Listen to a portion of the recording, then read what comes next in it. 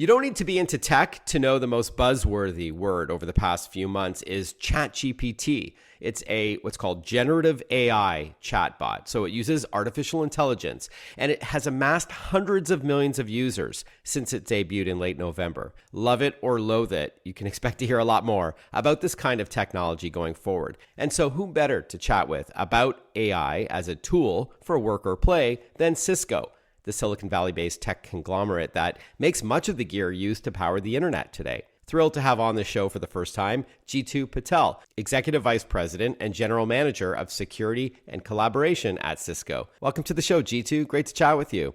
Thank you, Marc. Thanks for having me. Before we talk about AI, and if we have time, I'll also ask you about your partnership with the NFL. Very cool. But first, tell us a bit about Cisco. Sure. So Cisco is a large networking, security, collaboration, and observability company. So we're a large cap company within the tech space. And our goal, easy way to kind of describe who we are, is whenever you connect to the internet, there is a bunch of plumbing that happens behind the scenes so that you get that beautiful page on the website, you get to hear someone's voice, or you get to see someone's video. All the plumbing that happens that makes that possible is us, but also makes that happen securely. And then the software that actually allows you to watch each other on video is also happening, some of the software that we build. So, like WebEx, right? That would be an example of your video like communication WebEx, exactly. and collaboration tool. Anything about Cisco our listeners may not know? Any fun facts or? You know, that we are 80% of the world's internet traffic actually goes through Cisco gear. I think wow. That's an interesting fun fact. It sure is. Okay, so let's now talk AI and in the workplace as well. I know there's been a ton of buzz about ChatGPT, as I mentioned off the top. What is it exactly? What is this technology all about? And what are some of the main issues? This whole notion of artificial intelligence, which is like, you know, the computer having intelligence similar to what a human being would have to go out and conduct tasks, is an age-old concept. It's not a new concept. Mm-hmm.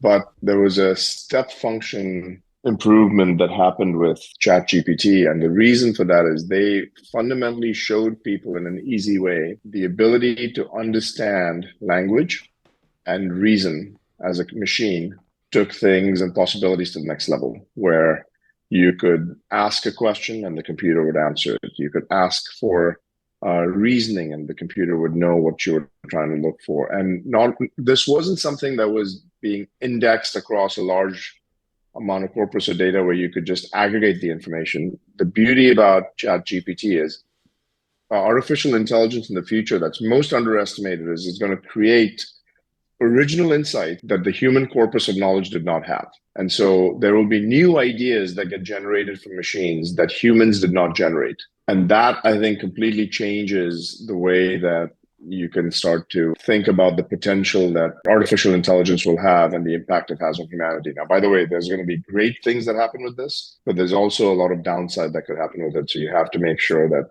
you act responsibly as we think about, you know, building out these systems. It's the next big platform, the way I see it, and it's going to be as big as the internet, if not bigger. Mm-hmm. Yeah, so let's talk about some of those potential downsides. I think it was Geoffrey Hinton, known as the godfather of AI, that said you should be concerned about ChatGPT, and Elon Musk, head of Twitter and SpaceX and one of the richest men in the world. I mean, obviously, if these tech visionaries are concerned, shouldn't we be? The way I see this is there is a tremendous amount of upside because every human can now have an assistant, some sort of a ally that's going to be able to help you get your job done in a more effective way. Yeah. That's the upside of it. Mm-hmm. The downside is when machines get the ability to reason, when machines over time, there's this term called artificial general intelligence that we're moving towards. We're not quite there yet, but that's when any task that a human could do, a machine could do. When that starts to happen, there's definitely going to be risk of displacement of jobs. There's going to be risk of what happens if the machine can have its own ambition. What happens if the bad folks, like in the security sector, the adversaries and the threat actors can actually go out and use artificial intelligence to have much more targeted phishing attacks. So when you think about a security breach that happens, typically, you might get an email from the Nigerian prince saying, click on this link and I'll give you $10 million. It's pretty easy to tell that this Nigerian prince is not a real guy. when you actually read it because it's got a bunch of typos and it actually looks kind of ridiculous. But in the future, these attacks are going to be much more specialized, much more bespoke, where I'll say, hey, Marc, good to see you last week at your daughter's basketball game. Here's some pictures from it. And go click on the link, and that's actually going to download some malware. So I think there's a fair amount of downside that can happen with AI because the bad folks have access to the same technology that the good folks have. And so it has to get regulated in some way. There has to be policy that's set effectively, but the policymakers have to work with the private sector. The policies that get set don't get set too late, and they are not too restrictive, but they're still protective of humanity. Jeetu, you've been quoted as saying that AI sometimes, quote unquote, hallucinates. Can you elaborate on that? Sure. So what happens is artificial intelligence technology, especially with large language models, which is what we see with ChatGPT, it is a predictive model where it can sometimes give you an answer with a tremendous amount of certitude that might in fact not be the right answer. Right. Oftentimes you'll see that there's the accuracy of data can be in question. Now, by the way, as the models get better and better, that'll go down, but there's still going to be a certain percentage of time that hallucination happens. And so in certain sectors, that might the tolerance level for hallucination is much lower than what today's AI's models might actually be showing. So think about healthcare and think about a diagnosis that needs to happen. You can't have 20% hallucination and 80% truth. You need to have it be much higher. Yeah. Think about cybersecurity, where you need to go out and make sure that you're protecting against breaches and attacks from either nation states or cyber syndicates. Like you need to make sure that that hallucination quotient is very, very low, if not non-existent. And so I think this technology is still in its early days. It's maturing. I think we have to make sure that we keep an eye on it. But the potential, in 60 days, ChatGPT reached 100 million users. It took Instagram 2.5 years. It took Facebook 4.5 years to get to 100 million users.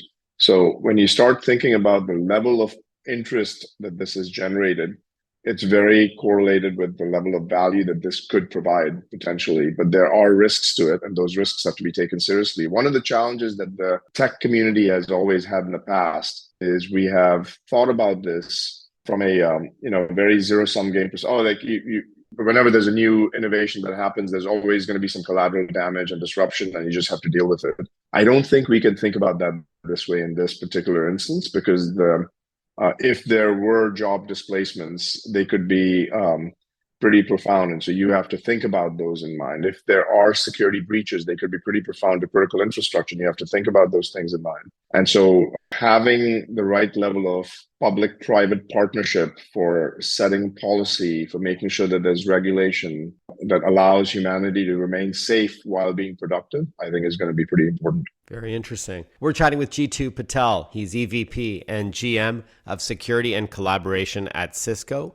We're talking AI, artificial intelligence. What about leveraging AI for accessibility purposes? So for example, with a WebEx video call, can't AI add things like real-time captions to a chat? Yeah, this is one of the areas where we've made a ton of progress. And the level of progress we've made on speech being converted to text, and then that text be converted into different languages so that the hearing impaired can go out and read something if they're hard of hearing, or there are people who speak different languages that can be on a call and they can each speak a different language, but each understand each other because we have, the ability to speak in 10 different spoken languages and can actually translate and transcribe that into 110 different other languages. So this kind of barrier of language, barrier of physical location, barrier of disability of some sort, those things actually get reduced dramatically with AI. And that's actually one of the phenomenal benefits of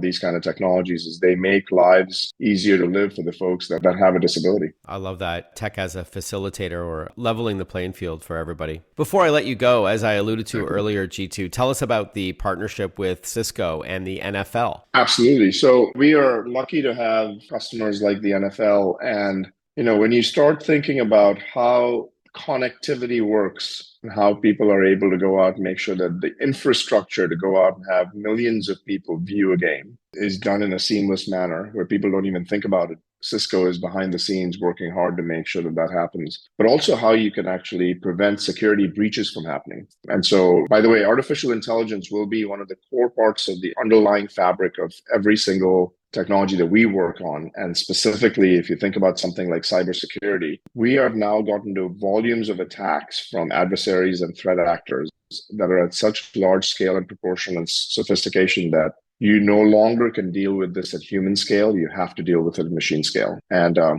so whether it be someone with as high scale a need as NFL or something else, AI is going to be in the core fabric of how we use it, because the data and the telemetry that we collect and correlate can really tell you whether or not there is in fact an anomalous behavior and a breach occurring, or it's just legitimate activity that's going on. And as AI gets more sophisticated, the threat actors are actually making attacks look like normal course of action.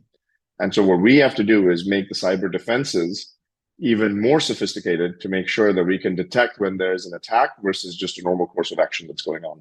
And NFL is going to be a benefactor of that, and so will others, and we have a great partnership with them. Awesome. Well, excited to learn more about that. And speaking of which, where can we learn more about your work in Cisco? You can go to cisco.com, and that's our website. You can follow me on jpatel41 on Twitter, or you can follow me on LinkedIn. And we have many, many kind of innovations that we're spending billions of dollars on that will really make lives of humans more connected, more inclusive, safer for the world. We're excited about what the future has ahead of us, and we also want to make sure that we act very responsibly as we go and roll these capabilities out, so it doesn't create unintended consequences, because that's our responsibility as well. Awesome. Thank you so much, Jeetu. Pleasure chatting with you. All the best. Thanks again. Thank you, Marc.